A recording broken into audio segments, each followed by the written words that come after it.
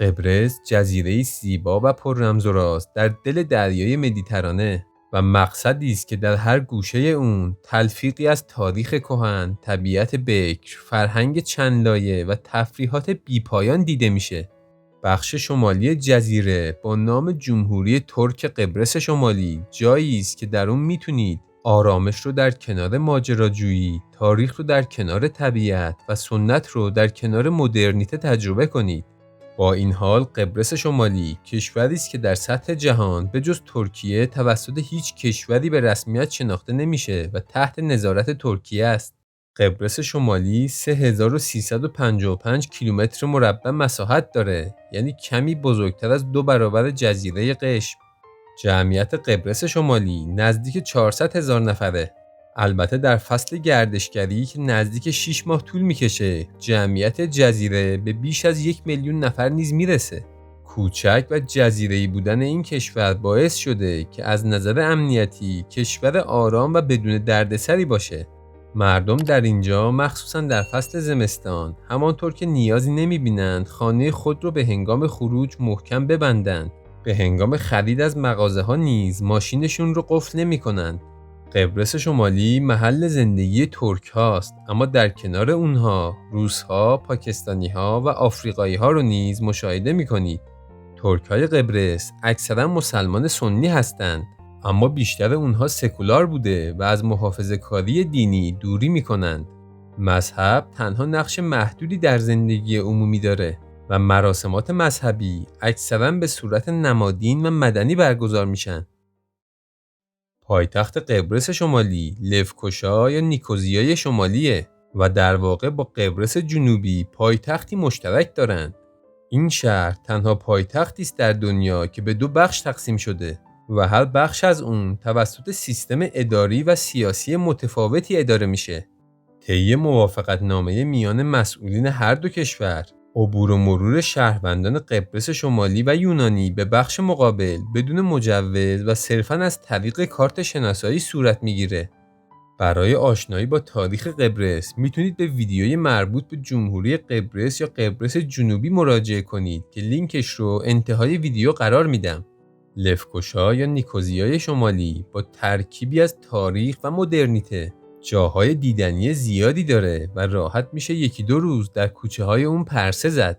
به طور کلی هر جای لفکوشا که سرک بکشید فرهنگ ترکیه و حس و حال اون کشور رو میتونید مشاهده کنید. برخلاف شهرهای ساحلی، لفکوشا به طرز عجیبی ساکته و برای یک پایتخت انتظارات گردشگران رو نمیتونه برآورده کنه. لفکوشا 2 کاروانسرا داره که کاروانسرای بزرگ یکی از برجسته ترین آثار به جا مانده از دوران عثمانیه. این مکان که زمانی محل استراحت تاجران و کاروانها بوده، اکنون با کافه ها، گالری های هنری و فروشگاه های صنایع دستیش به نقطه‌ای پر جنب و جوش تبدیل شده. در بازارهای سنتی، انواع صنایع دستی، ادویه ها، پارچه های سنتی و زیورالات قبرسی عرضه میشه. این کشور جزو امن‌ترین کشورهای دنیا به حساب میاد.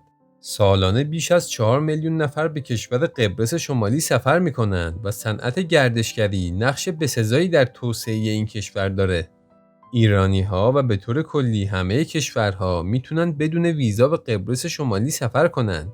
منتها پروازها و کشتی‌ها به قبرس شمالی فقط از مسیر ترکیه است و اگر از این طریق وارد قبرس شمالی بشید تا 6 سال اجازه ورود به قبرس جنوبی رو نخواهید داشت. ولی اگر از مرز هوایی یا دریایی وارد قبرس جنوبی بشید که عضو اتحادیه اروپا نیز هست، بدون هیچ مشکلی میتونید از مرزی که بین قبرس شمالی و جنوبی هست تردد کنید. اما در نظر داشته باشید که جدایی از مشکلات تهیه ویزا، هزینه سفر به قبرس جنوبی بیشتر از قبرس شمالیه. کشور به جز لفکوشا از 4 منطقه شهری اصلی دیگر تشکیل شده که از بین اونها شهر ماوسا علاوه بر اینکه یک شهر توریستیه، دانشجویان زیادی نیز در اون مشغول به تحصیل هستند. دانشجویان بسیاری از ترکیه و سایر کشورها به اینجا میان و در این کشور توریستی درس میخونند. تنها در این شهر بیش از 20,000 دانشجو حضور دارند. جدای از این در منطقه آثار تاریخی بسیاری نیز بر جای مونده. به عنوان مثال این مسجد که ظاهری شبیه به کلیسا داره یکی از بناهای تاریخی اونه. این اثر که قبل از فتح این منطقه توسط عثمانی‌ها یک کلیسا بوده، پس از حضور اونها به عنوان مسجد استفاده شده. این بنا در بین گردشگران بسیار جلب توجه میکنه و هم ترک‌ها و هم یونانی‌ها برای دیدن اون به این منطقه میان. البته قبرس صرفاً یک مقصد مهاجرتی برای تحصیل نیست، بلکه بسیاری برای کار و فعالیت‌های اقتصادی نیز راهی این کشور میشن. واحد رسمی پول در این کشور لیر ترکیه است، اما حجم معاملات داخلی با استفاده از پوند انگلستان به قدریه که از اون به عنوان واحد غیر رسمی پول در این کشور نام برده میشه. قبرس شمالی در شرق دریای مدیترانه آب و هوایی شبیه به آنتالیای ترکیه داره و در اغلب ایام سال کاملا آفتابی و گرمه. میزان گرما به قدری نیست که بخواد گردشگران رو آزار بده و هوای مطبوعی داره. حقیقتی هست که مردم ساکن در مناطق گرمسیری بسیار خونگرمتر و پر انرژی تر هستند. مخصوصا اگر با اونها هماهنگ بشید شما رو خیلی راحت تر میپذیرند. زمانی که به بازارهای محلی مراجعه کنید به هنگام خریدتون میتونید با مردم قبرس صحبت گرمی داشته باشید.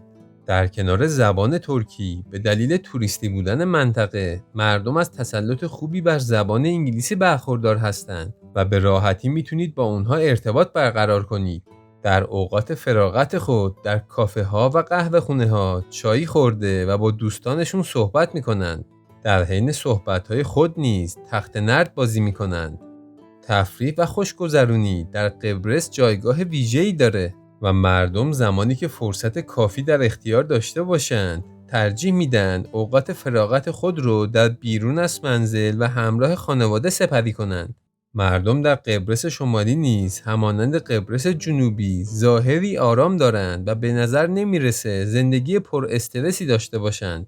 امروزه در حالی که نزدیک 25% مردم کشور افرادی ثروتمند هستند، 50% مردم نیز جزو طبقه متوسط محسوب میشن. به همین دلیل هم در شهر ماشین‌های لوکس زیادی می‌بینید. در خیابون‌ها ماشین‌هایی با پلاک قرمز مشاهده می‌کنید. این ماشین‌ها متعلق به گردشگرانیه که ماشین کرایه کردند. همانند جمهوری قبرس در قبرس شمالی نیز فرمان ماشین در سمت راست قرار داره و ماشین‌ها از سمت راست حرکت می‌کنند. همین مسئله ممکنه باعث سردرگمی گردشگران بشه. مردم محلی با دیدن پلاک قرمز متوجه توریست بودن راننده میشن و بیشتر احتیاط میکنن.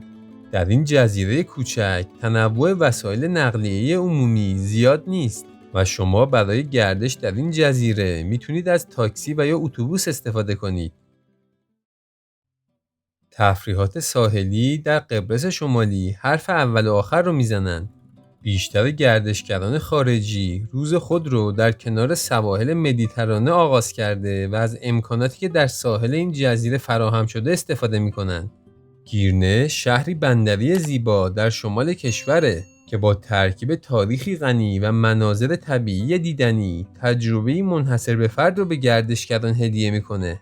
جذابترین قسمت شهر قلعه تاریخی اونه که حداقل 2 ساعت دیدنش زمان میبره.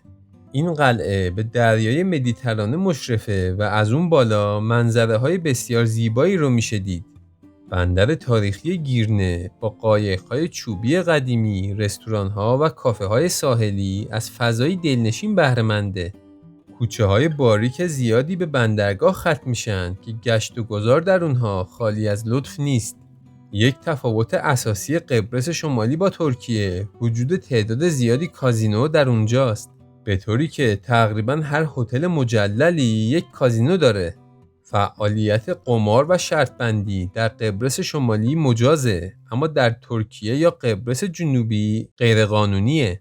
همین مسئله باعث جذب تعداد زیادی از افراد به این منطقه میشه.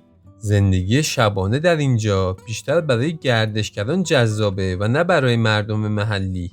یکی از جذابیت‌های شهرهای ساحلی مانند گیرنه تفریحات شبانه اونهاست. مخصوصا در ماه‌های تعطیلات و اوج ورود مسافران، دی‌جی ها و خواننده های معروفی از ترکیه و سایر کشورها در اونجا کنسرت های بین المللی برگزار میکنن که میتونید یک شب شلوغ همراه با رقص و شادی داشته باشید. لایک ویدیو و عضویت در کانال رو فراموش نکنید. خدا نگهدار.